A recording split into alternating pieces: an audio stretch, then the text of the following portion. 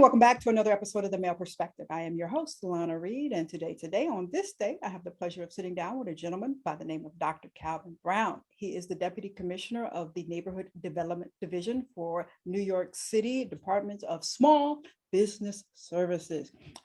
Got it out.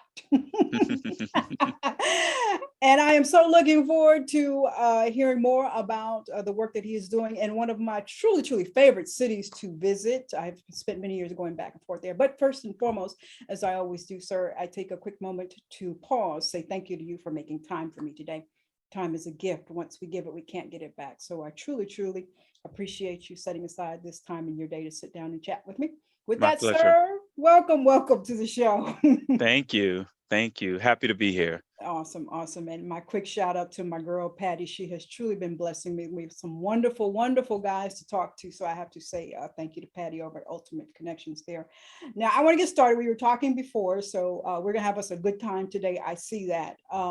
But as we get started, not everybody that watches my show is from New York. Okay. And they have, many people in my travels have heard of this term boroughs. hmm They know New York has boroughs, but I think a lot of people don't understand the design and the purpose. Many city states have, wards or townships. So as we get started, could you break down what a borough is and how that plays out in the whole New York system there? Yes. So, I mean, a borough is similar to a ward, or, I like to call it was a town, right? Before New York City was consolidated in 1898, each borough operated independently. They were basically towns of New York State. But New York City then was consolidated, and through that consolidation, it did, create uh, a greater voting power for New York City. And then also economy of scales, having a city-wide sort of perspective on how to deploy services throughout the five boroughs just made it, very easy. Each borough has what we call a borough president, which before the consolidations, that role was technically a mayor of that town. Okay. So the five boroughs consist of Brooklyn, Manhattan, Staten Island, Queens, and the Bronx, and they comprise the five boroughs that constitute New York City. So when people say New York City, we're very territorial. People like, Yes. I'm from Brooklyn. I mean, I am from Brooklyn, but I have lived in, Manhattan. I have not lived in Queens or the other ones, only Manhattan. I've lived in the Bronx or whatever, but we're very territorial. And then if you really get to know people, we do, our accents A little different. change, depending on where you're from and where you grew up. Okay, yeah, yes, you guys are very territorial. So you mentioned something I didn't know. So is it president? You said it's mayors now or presidents No, now? they're called borough presidents now, but they were that role. The borough president was previously the mayor for each of those boroughs. Okay, so is that an elected position? Yes, the borough president is an elected position, so they have to Okay, be voted by the members of that borough to be the borough president, and they advocate for that borough. They can propose. They can't make legislation. That's the city council okay, that we have that for that district, but the borough president can, propose legislation, but they advocate, for affordable housing. They advocate okay. for our Mayor Eric Adams was a former Brooklyn borough president. Okay, Brooklyn Borough President. Okay, that's okay. All right. So your particular office, what are you charged with when it comes to the five boroughs? Yes. So I work in a division, as you stated, neighborhood development at the Department for Small Business Services, right? So as an agency, our goal is to support small businesses throughout New York City. And that support looks like access to capital. That support looks like helping them negotiate leases with landlords, certain merchants. Okay. That support looks like connecting them with other resources that are happening at the state level that can help those businesses. That support looks like making sure that they have access to workforce, for some Okay. of those businesses. But what my division, neighborhood development, does specifically is that we work with community-based organizations that support small businesses. So you Okay. have what we call community-based development organizations or business improvement districts that support these small businesses. And what my division does, we provide them with either grants or capacity building support so that they can do the work to support those small businesses throughout the 5 boroughs. As you can imagine, in certain areas, they need a little bit more assistance than others, Mhm. because traditionally being in neighborhoods where, there weren't a lot of resources deployed to those areas. Mhm. So, me being in this seat, I try to make sure that we are reaching those neighborhoods that typically been overlooked or just are not aware of some of the resources that my division has or even the agency has overall. Okay, okay.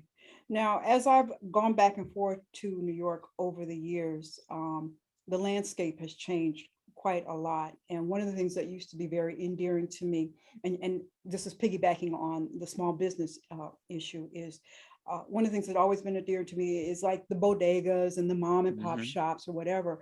But what we have transpiring in every state, not just New York, I'm not going to pick on New York, is this concept of gentrification. Yes. So when it comes to small businesses, what your office's services and my little guys, my mom and pop stores, how are they being impacted, or how are they being able to stand firm in New York and maintain themselves, instead of being overtaken by dog parks and lovely trendy bistros and stuff? So to be honest with you, it's tough, right? And I say it's tough because while we do have resources like our commercial lease assistance, where we can provide small businesses with pro bono lawyers to kind of help them negotiate their leases. There's no sort of commercial retail subsidies like we have for housing, right? There's nothing to Oh. kind of really support them. We can get them access to capital. We can kind of help with their business plan. We can do everything to kind of help shore up that business. But when it comes to if they're renting from a property owner, if those property values, excuse me, are going up in those neighborhoods and the speculation starts to happen, there's sometimes very little that we can do. Now, I know city council, there's been some local laws that have been proposed where they're challenging landlords to not sit on properties because what usually happens with gentrification is this sort of speculation phase Mhm. where these property owners start to see, you know, different things happen in neighborhoods. And I call them like the homesteaders, those people who are Mhm. willing to go into the neighborhood when the neighborhood is still, you know, fairly dominated by one ethnic or, you know, socioeconomic group, right? And once they start to see those little changes, you have other landlords who start to say, well, if that landlord can get that type of tenant, then maybe we could too. If Ah. they can open up a artisan bread shop, let's hold out and see what we can, get in terms Mhm. of rent. And that speculation. So was a local law that said that if your business is vacant, you have to provide a reason why you're keeping it vacant and why you're not renting it out for Mm. whatever reason. It's not as it doesn't have as much teeth as it probably could have to kind of really force them to do it, but there's a certain balance that you have to take as a local government to not do a take-in on anyone because Okay. that is still their property and they have the rights, based on the Constitution to, get a return on their property without the government intervening. So we have to find a balance to kind of, really encourage them to, rent it out to, any viable merchant, but also just kind of keeping track of what's happening in these different neighborhoods. Okay. So it is impacting certain neighborhoods more than others because certain neighborhoods are obviously more desirable than others. Okay. What you see if you were to look at a map of New York, you have Manhattan, which is the major central business district. Mhm. Everything happens in Manhattan. Before there was a time when people only knew about Manhattan. When you said New York City, it was like, oh, Manhattan. But then you have this spillover effect because Manhattan is so expensive, right? Yes. And when I say Manhattan, let me operationalize this. This is from 96th Street down, right? When you go above 90, there used to be a song, and it's probably fitted like above 110th Street. Like, Street, yes. yes, that's when you get to Harlem and stuff, right? But Yeah. even Harlem is now, I used to tell people, I was like, listen, Harlem, you got to remember you're on the island of Manhattan. So they started to see sort of this pressure of, people who can't live in the most prime areas of Manhattan going to Harlem, people who can't live in the most prime areas of Manhattan now going to parts of Brooklyn. So now you start to see this spreading out of gentrification into those areas based on their proximity to the central business district. And that's what we see. So like you can go to further out parts of Brooklyn and you don't see as much pressure in terms of gentrification because of the proximity to Manhattan. Okay. Okay. So let me circle back to something you said, like landlords were sitting on properties. So was there a time, or is there still a time where it's just empty buildings? Just In certain neighborhoods, you will see maybe like upper stories that's not being utilized oh, because you can, ground floor, you can, that's in terms of operational costs, you can get like a store in there and put them on like a short lease until, okay. things change. Um, but you're seeing less of it now because Okay. development pressure is really a thing here now. People are expanding, people are trying to really get a return on their properties. But there was a time where you saw a lot of vacancies be only because the landlords were just holding out to get the highest bid from any property that they were Okay. holding. Yeah. Waiting for a chain of Starbucks to come through, I suppose, huh? Yes, but it looks the thing too is that New York, we're fickle as customers, right? You can't over concentrate. You can't over concentrate because then the customer's like, okay, this is too many Starbucks for us. And that's one of the things that I truly love about New York. It's just, just dining and arts and everything. You just have, I feel like this today. I feel like this today. And you can get a little bit of everything. But that's the thing about gentrification is although it is becoming it is an attempt to make a community more modern and up to date. It starts to look very uniform across the board. Yeah, and I mean, as a planner and even in the role that I have now, one of the things is you're right. I think you touch on something like who doesn't want to live in a neighborhood that has decent stores, that has nice parks, that has access to goods and services that are needed, right? Mhm. So, but the problem is that if you don't have any guardrails, and this is why government is needed, right? Because if Mhm. you don't have any guardrails in place, once you tip that scale, you can't stop gentrification. You're like, oh, hold on. Yeah. So you have to put those guardrails in place, where you're making sure that the people who were there, who endured the hard times, get an opportunity to experience some of the good times as well. Yeah. Neighborhoods, what they say, the only thing that's constant is change. You have to have people coming in, different income levels, and that's fine. But my thing is, I was like, people who endured those hard times should have Yeah. the ability to now, oh, this neighborhood is changing. I get Yes. to go to the corner store and get me a nice cup of coffee, or I Yes. don't have to leave out my neighborhood to get the decent goods and services that I need. I can stay in my neighborhood and experience the parks and stuff. So that's where the inequity part of it comes, because Yes. usually the people who endured the hard times are now pushed and displaced to somewhere else where they're equally having challenges, rather than being in the neighborhood that they have a mental map of, where they have memories of, because now Yes. they're getting pushed out. And that's, when you think about it, that's a traumatic experience. Okay. Yes, indeed. Yes, indeed. And that's kind of the next area direction I wanted to go. And you kind of, bounced around, touched on this a little bit with affordability. And I'm old enough to remember in like TV shows and stuff where a man in New York could work as an elevator operator, very low skilled, low entry level Mhm. job, and have an income to be able to afford a bachelor apartment and feed himself. But fast forward to 2023. in New York, from what I'm hearing, you have to have 4 jobs and 3 side hustles to, to be able to afford rent. And I understand across the United States, affordable housing is an issue. I get it. Yes. But New York, something happened. What?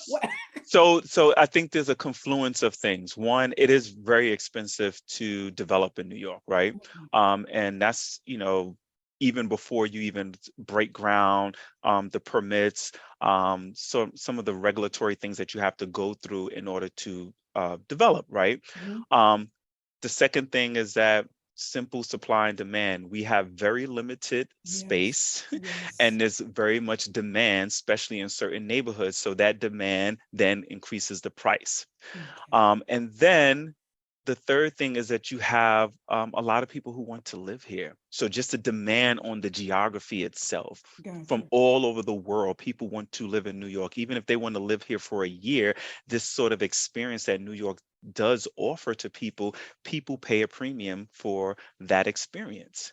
And when you pay a premium for that experience, who usually get pushed out? Those people who can't afford to pay to stay in their own neighborhoods that they've been there for a while. And when you have a lack of ownership, so then you have no control of Yeah. the space that you live in, then you're subjected to being displaced. Now, what New York has done, which I'm so proud of my city for doing this, and it's really just a small measure against this market force that we can't really contain or control, is that they incorporated what they call mandatory inclusionary housing. So any sort of development that allows you to build much bigger than what was previously allowed, you are required to have a certain amount of square footage that is dedicated to affordability. Now, we can, the debates about what is truly affordable, yes, we can Yes. have that, but at least what it does is this is affordability in perpetuity, meaning that if that building was to burn down or you decided to tear down that building, that same amount of square footage that was dedicated to that affordable housing has to be replaced in the new development. And this is what I'm saying about those guardrails. We cannot control the market in some instances, but we can put guardrails in place to make sure that there's some level of affordability in these neighborhoods as, prices are, just out of hand in terms of rents. Mm. And you're right, people are struggling to find um, decent affordable housing. There's affordable housing in New York, but those are places sometimes where is the neighborhood is not The best. conducive to families. Yeah. There's a lot of concentration of, of crime, and I hate saying that because these are structural issues, right? Hmm. And the thing is that we're just looking at the symptoms of those structural True. issues. Um, but when you have that concentration, yes, these are sort of the negative externalities of that concentration, the crime, the lack of improvements to the public space, the lack of access to good quality food stores. But Yes. if we're not addressing those structural issues, meaning that we have guardrails or we're challenging these property owners to, take care of their properties or having resources to families where there's a minimum, a baseline for them to take care of themselves, then these are the results of it. Wow. Wow. So, we talked about rent. Does New York have systems or programs in place to, for low income people to have a pathway to home ownership? Do they have those programs there? They do. They do, but as you can imagine, once again, the structural issues. If you don't have a job that can Yeah. match Mhm. what that mortgage would be, and then trying to get a mortgage, we saw with the housing bubble after they were Yeah. just giving out mortgages, like you get a mortgage, you get a mortgage, and what happened now they tightened up on the how they give out mortgages. So, but if you don't have a job to sort of match it, then that becomes the issue. That's the same thing even with the affordable housing that's available. The sort of concerns that people have been raising is that they're not seeming affordable, but Mm. there's strict sort of guidelines that these housing agencies have to adhere to that are set by the federal government, not even by New York, about what constitutes affordability. So if you don't have the job to match that, you still get crowded out of those opportunities.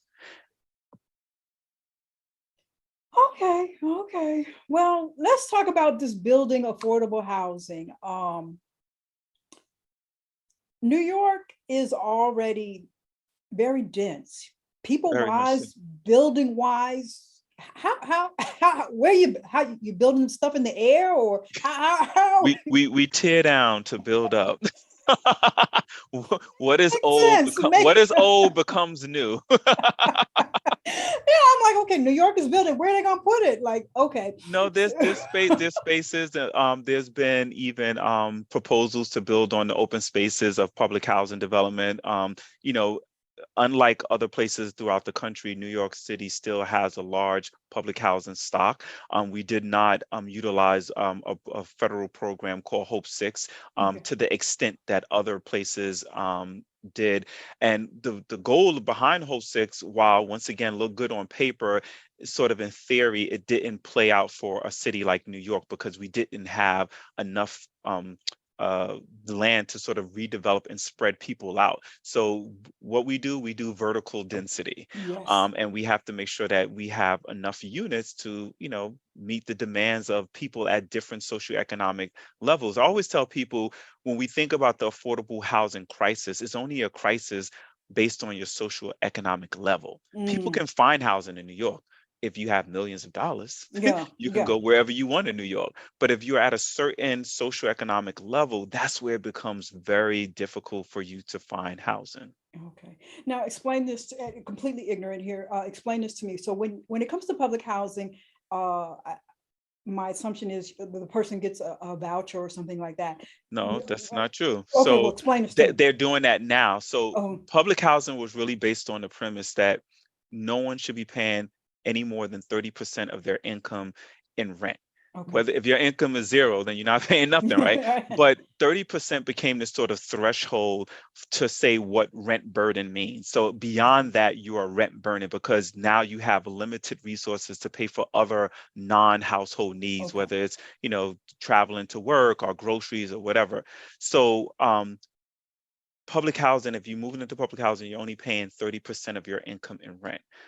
But what happened is it hasn't been enough to sustain the operational cost for public housing because you do have a lot of individuals who public housing became, the housing of last resort because they couldn't afford anything else in New York City. So if your Hmm. income is very limited, then you went to public housing. So public housing operations is based off the tenant rent roll. So once again, if you have a population of tenants that don't make a lot, then you don't have enough to sustain the repairs, enough to Yes. sustain the energy costs that goes up to maintain the grounds. So what the federal government decided to do is they said, okay, we're going to mix because the federal government don't like to mix and mingle their money. They're like, that's that program, this is this program, but they said, okay, we will relent and we will allow for those empty units in public housing for them to use vouchers. And I'm forgetting the name of this program, but what this allows public housing to do is the way that HUD sets it is they say, let's say people are in a particular neighborhood is getting market rate, they're getting about $2,000 for rent. Now, Okay. public housing can't do that because you're only paying 30% of your income. But Got with you. a voucher, and what was making vouchers or what they assume what would make vouchers desirable is that vouchers based on the HUD, Housing of Urban Development, the federal government Mm. will allow you to get the market rate to charge up to the market rate for that area. So if I was a landlord and I was getting a voucher where everyone else can get 2,000, I can get $2,000 for the rent. Part Okay. of it, the tenant will be responsible only for 30%, right? Okay. And then the federal government will pay the remainder of that. So I Got can you. still get that 2,000 as as a landlord. So they're trying to do the same thing now for what we call NYCHA, which is the New York Housing Okay. Authority, New York City Housing Authority, is they allowing NYCHA to use vouchers now. So now I can take in a tenant. That tenant is only responsible for 30% of their income, but Okay. NYCHA is going to get the remainder up to the market value based on the area that they're in from the federal government. And that additional income will allow them to make the necessary repairs that they need to do to help shore up the operations of their developments. Oh, okay, that was going to be my next question. So now that they have this influx of money, are housing projects looking better now, public housing looking better now, or is it in the works now? It's in the works. You see Okay. some developments are better than others. Some still have challenges. Yes. And then Mm, you still have to get people who want to use those vouchers to live in public housing. okay. Public housing has, a reputation which Yeah. unfortunately has been, based on race. Um, and just a symptom of that sort of concentration poverty that has surrounded public housing. But the interesting thing about New York City is that if you go to any of our public housing developments, well, most of them, let me just say most of them, the surrounding neighborhood is changing. The Mm, surrounding neighborhood is becoming gentrified or having those elements of gentrification, but you then have this sort of population that is still, mm, concentrated with people who are at a certain income level. mm, Another interesting fact about public housing is that you have people in public housing who have six-figure incomes. You may have a family of two who are working in a household and they're making plus of $100,000. But the reason for them staying there is that they know that their rent is stable. mhm. They know that if they go now into the private market, one year your rent may be 1,000, but as the next year when you renew your lease, they may push your rent up to $2,000. So it is a level of certainty that they know by staying in public housing. Now the problem that has is that it doesn't allow for filtering up. So if I really do need that public housing and I don't have six figures and I'm a single person and I could Gotcha. use that starter, I can't filter up because those people are like, I ain't going nowhere. I ain't going into the Yeah. private market. I don't know what they're gonna do. My rent is this, and I I know like my this rent. stability. I like this stability. And if we don't have, and the thing is that the market is very volatile, especially Mm, the New York market. Once again, that confluence that I'm talking about, you have people from all over the world who wants to come here, people from all over the United States who want to have that New York experience. And mhm. some of them have the ability to pay for that experience. Mm. It's always interesting to me when it comes to public housing, how the face of it has become people of color, and that was not the original design of it. It wasn't. It wasn't. There's a documentary called The Myth of Pure Eye Growing. I'm messing up the name. Um, but it was a public housing in St. Louis, and they Mhm, talk about when public housing was started there as all over the world, it was really for those working class families, you mhm, know, and it was to really create a housing stock that was different from the old tenements that weren't being uh, uh, maintained like they were supposed to. But what happened was they wanted to make sure that public housing did not crowd out the private market. So you had the private real estate industry lobbying to say, this has to be relegated only for the poorest of the poor. Because if it's not for the poorest for the poor, now you crowding out our market. And they mhm. yielded to those high lobbyist people. Okay, all right. Let me circle back here to Yes, some commercial real estate and back to your office, because I think I feel like I've gotten off kilter here. that's okay. One of the things I do want to make sure I cover is this post-pandemic era that we are in, and when it comes Yes. to commercial real estate, and what I'm thinking your office might deal with is what we're finding across the United States is a lot of commercial real estate places are struggling because people are not coming back to work, so there's not full occupancy like there was before. Is that impacting your areas, or? It is. New York City, we had to grapple with that. The places, it was interesting because when everything was shut down and things started to open up slightly, we started to see a surge in those outer boroughs. So we call a little lingo. New York, Manhattan is like the borough, right? And the outer boroughs are like Brooklyn, Bronx, Queens. People say that's pejorative, but if you're from New York, that's how we refer to it, right? But we started to see the small businesses in the outer borough get an uptick in people, utilizing those businesses for essential goods and services because no one was going to work, no one was going to Manhattan. A majority of the people journey into work into Manhattan. It's the largest central business district in New York. People coming from New Jersey and so forth, even from Westchester, which is upstate. But when it shut down, it was desolate. Nobody was Mm, coming to the central business district. They were staying more localized. mhm, So now that we're quote unquote back to work, people are now working on for hybrids. Some people, not all of us have that luxury, but you have a lot of people who are still doing hybrid work, or they're not coming into the city as often. And what that did was that impacted the sales, because now you don't have a lot of people buying coffee or buying lunch in the city or patronizing some of those small businesses. So, there's been thoughts about how can you pivot? Mm, What should these areas look like? How can we transform them into other uses? Like maybe some of the office buildings that we have are can be converted into housing to kind of okay. meet that demand. Like, so there's a lot of things that we're discussing to kind of, see how we can sort of adapt to this Okay. post-pandemic environment. Um, However, New York is New York. And I would have to say that this is when we do love the tourists. Sometimes we may complain like, oh, we got to get through all these tourists. But I would say that it has been the tourists, whether from the United States or internationally, that have come back. And, Awesome. you can't even tell we're in a post-pandemic time in Times Square, because their pedestrian counts are almost pre-pandemic levels. Oh, okay. Yeah. Okay. Yeah. All right. Well, let me ask you this. When it comes to all of these changes, when it comes to affordable housing, when it comes to what businesses are coming to their areas, I'm pretty sure the communities that are impacting have their concerns, whether or not they've been there for uh, generations or they're new. How does the citizen, the little guy, kind of come to your office and say, you know what, Dr. Calvin, I want to talk to you about a couple things. I got some issues.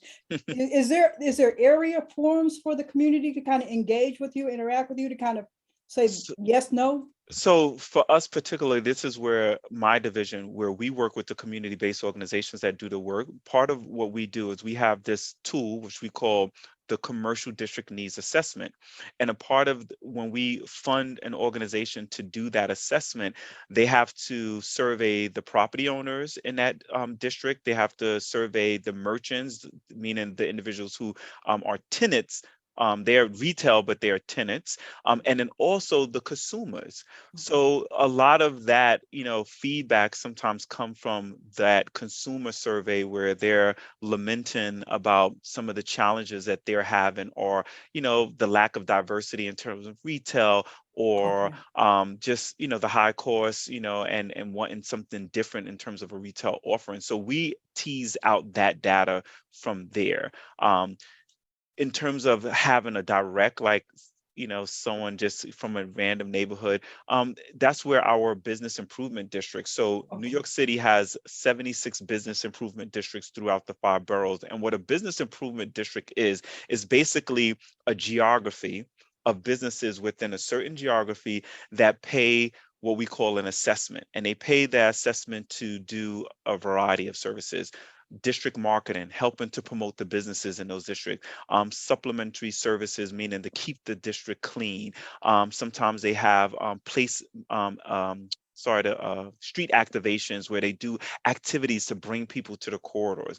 And Okay. through the bids, that's where if I'm a resident and I'm within that district, I can go to my bid and say, hey, these are some of the challenges that I'm experiencing as, a consumer. So those are the different ways that we sort of tease out some of the concerns that our commercial corridors are having. And then we try to, be flexible, or at least I'm trying to be flexible in our program design to make sure that we're Mhm. trying to meet some of those needs. Okay, awesome. Now, in a couple of cities that I've kind of filtered around, I noticed I've overheard that some cities have legislation where these major retail chain corporations can only have a certain amount, or they can't come in. Does New York have any kind of restrictions on what big box businesses can come in? Or It's regulated through zoning. okay, So we do have zoning that regulates the size and the scale of certain uses, land uses that can locate in certain areas. So it okay. varies throughout the city. Now, what we did do years ago was on the Upper West Side, they tried to regulate that because it was, I'm not going to say a national brand out there, but it was they saw this proliferation of a particular Mhm. big box store, and maybe not for the rest of the country, but for New York, where the impact is a lot of stuff is on the street level scale, like how a person is walking down the street. Now, if you have this big box store and they're taking up most of the block and they Mm, have it walled off, from the pedestrian experience, sometimes it could be unsafe at night, or you don't have anything to activate the street. So we don't like things that take up, a certain amount of frontage where there's no light, there's no activation, there's no eyes on the street. So it's very mhm. different, like if you're in, somewhere outside of New York where people are just going and parking their cars and then going to this big box place. So in the Upper West Side, what they try to do is they try to limit the square footage of those type of stores. Gotcha. But what it wind up doing is that when you do that, then you're now creating a demand, because now for that, let's say for um, you're saying all stores have to be limited at, just throwing something out, 2,000 square feet. Mhm. It's only those property owners or landlords or realtors who have the money to get those properties that's going to get it. You're still going to crowd out certain people. So what we don't like to do in New York City is to be so rigid on the zoning that it inhibits development. We want places to grow. Like New York is a city of neighborhoods, and Mhm. each neighborhood, while there may be some common themes, each neighborhood has its own characteristics. There are certain stores Yes. that are just really that type of stores that are in that neighborhood, and in other places they have a different sort of, a collection of stores and retail offerings. So we don't want to be too rigid, but we do have to monitor, like to your point, like whether or not we're seeing a trend of big box stores crowding out, smaller other retail opportunities. Awesome, awesome. Well, I'll tell you, if it just hopefully it doesn't get to the point where I can come and get my Chinese food or my favorite slice of pizza, and we will be okay. No, listen, let me tell you something. If you're from New York, you love your pizza, your oily pizza. I don't, the Domino's have been able to survive a little, but we still like our regular pizza shops. We like our Chinese stores with the bulletproof divider.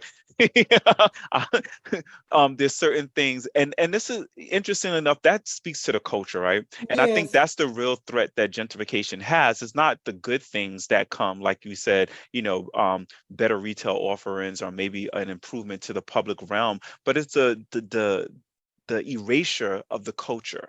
And Yes. that's the thing that we try to protect. Well, at least I try to protect. And even in some of the program designs that we have here, is to make sure that that neighborhood identity is intact, Okay. because that's what, a person who has a mental map of a particular neighborhood and they grew up, my family, on my mother's side is West Indian.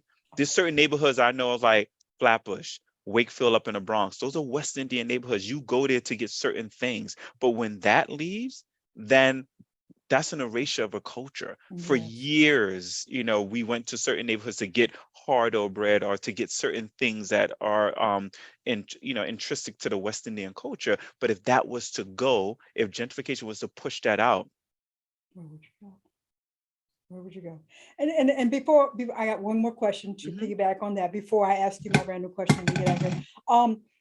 The services that your office provides, one of the things that I've always noticed is when it comes to us, people of color, we just seem to miss out on getting the information. Are there any kind of grassroots boots to the ground, kind of going out there saying, hey, we know you're a small business owner. Hey, we know you're a minority. Here's a way to get some money so you can keep afloat.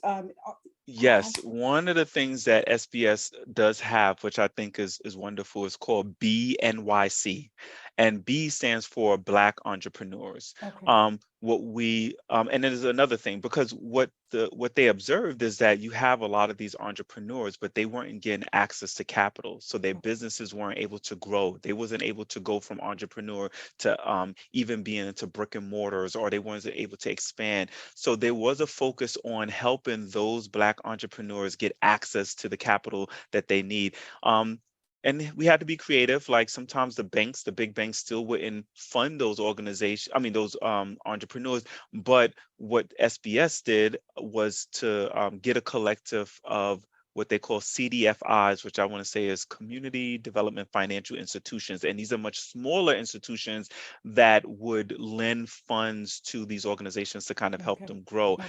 And then even on that side, as part of Beyond NYC, it's almost like a cohort to kind of help you develop whatever business plan that you need, Okay. whatever other skills that you would need to make sure that your business is successful. Another thing that New York City has, and I'm sure other states have it, I just don't know what it's called, but we have a very robust, what we call minority entrepreneurs and women enterprises, with Oh, MWBEs. And the goal is to kind of help those MWBEs get city contracts.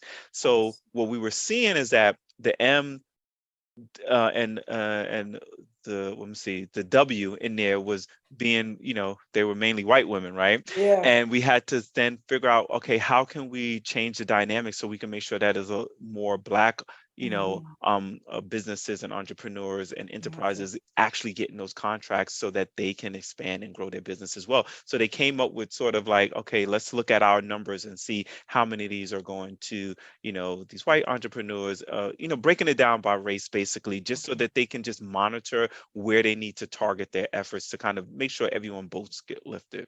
Awesome, awesome. It would be such a travesty for New York to lose any of the diverse just makeup that it has historically had. I mean, it's just always been one of the reasons why it's always been so endearing to me. That and y'all just lovingly mean, nasty attitudes, but you say it with love. It's all with love. But I just New York is amazing.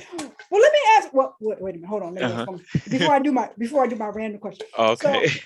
So after deputy commissioners, do they become mayors after they do their deputy commissioner? I don't, I don't know about that. I mean, that I don't know. Being a mayor, I think, you know, being so close to the mayor in the sense that, my position and being in some meetings, it's not a position that I don't think I want, because I feel like where I can have greater I don't want to be bound by politics. That's what I wanted to Gotcha. say. Because I think when you are a mayor or you're in any of those elected positions, there's certain promises that you've made, there's certain obligations that you have to keep.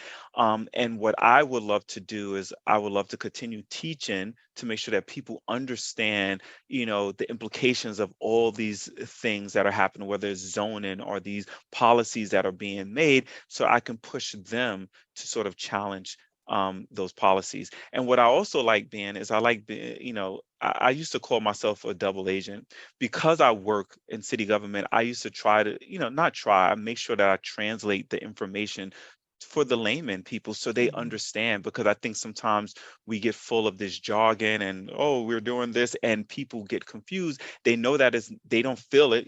Black people, we got a feeling and we like, this don't feel right. I don't know how to say it, but it don't Yes. feel right. And I want to help give a voice to that so that they can at least make a decision based on what they know to be the facts. I think sometimes we get Awesome. pulled into a lot of this misinformation, and I feel like we need to help educate our people about, okay, this is what the implications are, and this is how you should respond, or this is, at least respond based on knowing the facts, not some misinformation about what's going on. Yes, awesome. Because especially when it came to the pandemic, and I was scrolling through social media, Oh, and there oh, was all these experts telling you how to yeah. do this. I'm like, you going to jail? you know, Okay, and I was like, don't listen to them people. You I going? was like, then until they have a PhD and an MD behind their name, I'm not listening to them. And not to say that I listen to all those people, but at least I'm gonna like, okay, I'm gonna At listen to least you them. got some All, training or all something. these Facebook medical experts.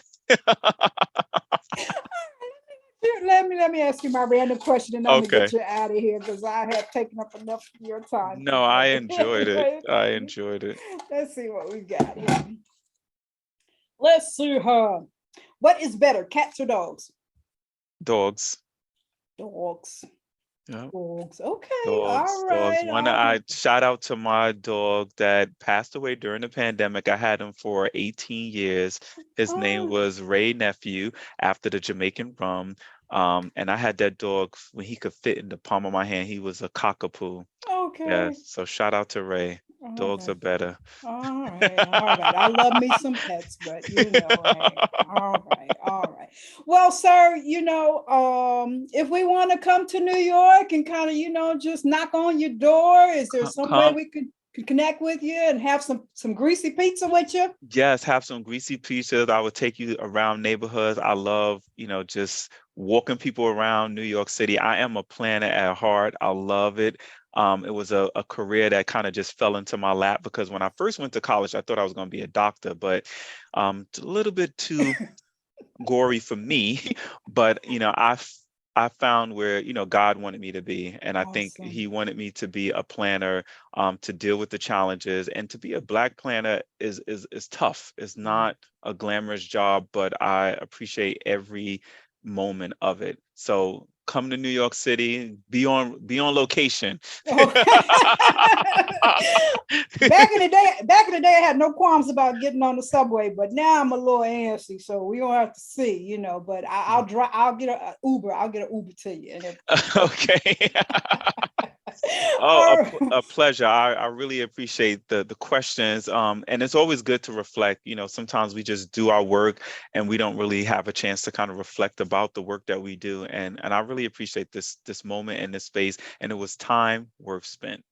Oh, thank you. Thank you. I truly, truly appreciate you. I appreciate hearing about the work that you're doing. Like I said, New York is one of my favorite cities to kind of creep into. So to see what's happening there, and to see how we're trying to balance it all is just, just amazing. And just to see your brother doing it, that's even more amazing. Thank Yes. you, thank you, thank you. Thank Well, you. thank you. That is all for this week's episode of The Male Perspective. I'm your host, Lana Reid, and I will see everybody next time.